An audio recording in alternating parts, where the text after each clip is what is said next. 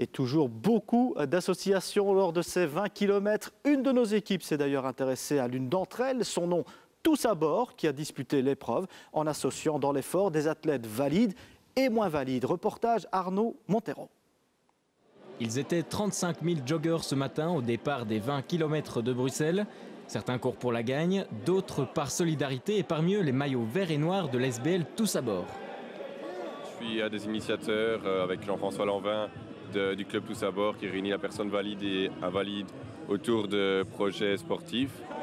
Benoît et Christophe sont frères et pour la première fois ils vont courir ensemble. En plus de la performance sportive, l'aventure humaine et l'esprit d'équipe constituent un enjeu fondamental pour les coureurs de la SBL.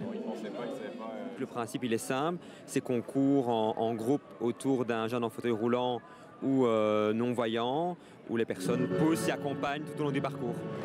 À 9h50, soit 10 minutes avant la foule des autres coureurs, c'est le grand départ pour les 15 équipages de Tous à bord.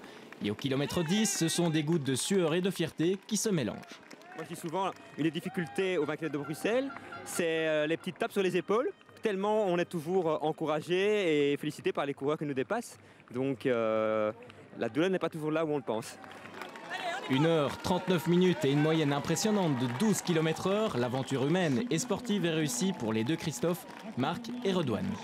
C'est fantastique, c'est l'esprit d'équipe, on s'est soutenus sur la fin, on était deux hors des crampes, on n'en pouvait plus et on a tout donné ensemble, c'est génial.